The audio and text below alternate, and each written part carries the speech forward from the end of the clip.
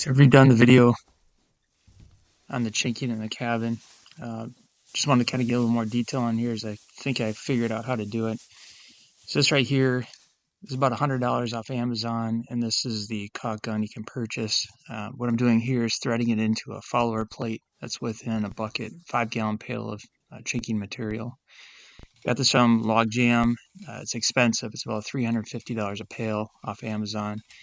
So far, I've gone through about 4 pails, and I'm going to need at least 5, maybe 6. So you thread it on here and grab the back of the device and you pull up, kind of pushing out at the same time, and it sucks it up into the tube. First few times it works great. You can see me wiggling a little bit here, and what I'm trying to do is get the entire tube to fill. What I've noticed, along with other people commenting on the website, is it does not fill entirely. About halfway through, the leather flaps inside, let air through, and you end up with a plunger of air behind the caulk. And when you're pumping this caulk out or this chinking, the air pressurizes and it automatically will pop a bubble and burst chinking all over your joint. So right here you can see down inside is the follower plate that you buy separate. And I'm screwing on a little tool device here that's used to pull it out when you get down to the end of the pail. So I'm threading this on here, and I've left the caulk gun in because I thought maybe I could pump some air to remove the suction that's created from it sitting on this wet material. But I found ultimately it doesn't really help. I end up just taking the caulk gun off and end up pulling it up using that device.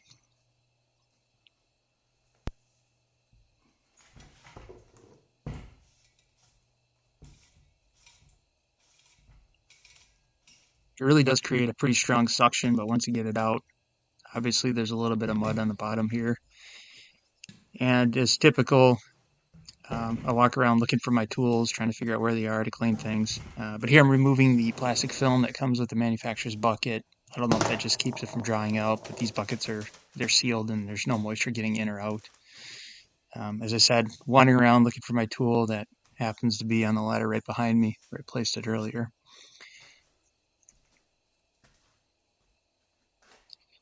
You wouldn't normally need to do this. You can just place the follower plate on the new pail and start right away pulling chinking up into it, but I'm just kind of showing here. It's easy enough to clean off. There is a washer or a rubber gasket below the threads there that you gotta be careful so you don't scrape it out. In the bottom of the pail, there's gonna be at least a half inch, maybe 2 inches of mud. Don't worry about the mud that's around the inside of the pail. It's starting to dry out, and yeah, this stuff's expensive, but you're looking at a few dollars. Just get the good mud out of the bottom there and put it in a new pail. You can see I did spurt some water there because I had the intent of scraping the sides, but it just probably would have looked bad and was already a little bit dried out. So I just got to smooth it down and just grab something you want to toss away, scrape off the mud, and definitely clean off your tool right away because this caulk fuses to everything and it's hard to get off later. So you just put the follower plate back on, take out the tool that you used to remove it from the previous empty pail.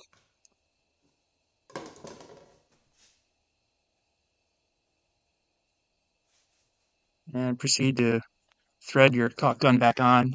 Be careful doing this. I've already semi-stripped the threads. The material's got some sort of sand in it and easily strips. At the beginning of this video, you saw it in plastic bags.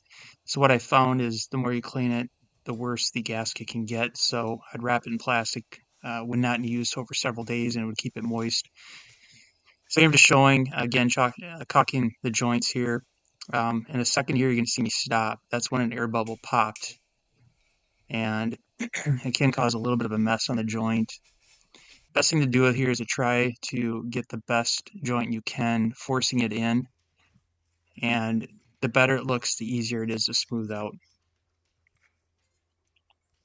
So here, the manufacturer recommends spurting it with a little bit of water and using a foam brush. I did not do this the first time I did it on the last video, and you'll see in a minute or two here, I went back out to redo it.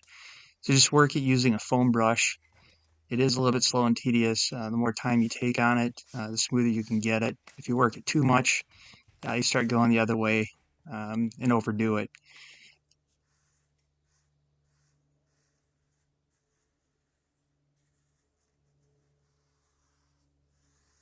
More water is definitely not better. It will cause the stain and the chinking to run down the logs. depending on what kind of stain you use, it could be quite visible. What I noticed here is when you do this, try to get it smooth. You're going to see some runs of water. Right here, you can see a little bit of staining above and below. You're going to want to grab a paper towel and clean it. Just leave it. Um, there's another example. And here is a joint actually that I left alone. It dries out and does quite well. So here I am outside in the first area trying to sand it and smooth it. It looks terrible. And I found you can sand a little bit, but going over it with another maybe 1/8 inch or less of chinking, you can spread it with some water and smooth it out. It doesn't make the joint a lot whiter, but it sure looks a lot better. So far I found out when you first start doing this, there's definitely a learning curve. You're going to get pretty good at it. And then after doing this for a few days, you're going to want to go faster and you're going to end up back the way you were, not doing the best job at it. So again, when I get done, I'm probably going to go back and do this. This stuff is so expensive. As I mentioned, $350 a pail. I'm going to wait until the end to see how much I have left to determine whether or not I want to buy a whole pail or buy it by the tubes. If you buy it by the tubes, an equivalent amount of 5-gallon pail, I want to say is over $600. So you just really got to kind of calculate what you're going to need when you're doing this.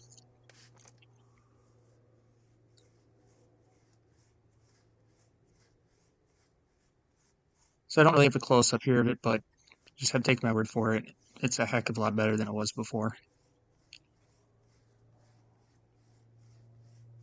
And this next scene is a clip of me working for about 2 hours one morning, and I want to say I did around 32 square feet of joints, measuring 4 feet by 8 feet. It is very slow. Find something to listen to. It's going to take a while, particularly if you're going up and down the ladder, moving across a wall. But again, take the time to do it. It looks a lot better. Mhm.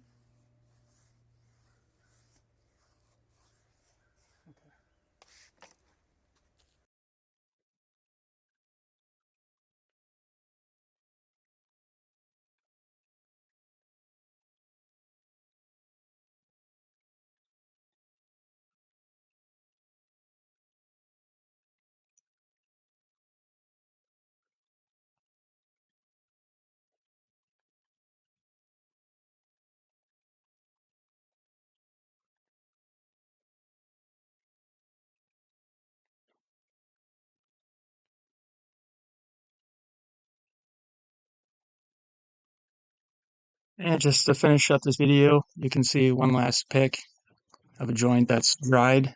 It does take about 6 to 8 weeks for this to cure, and you have to do it in temperature sensitive. But beyond that, looks pretty good.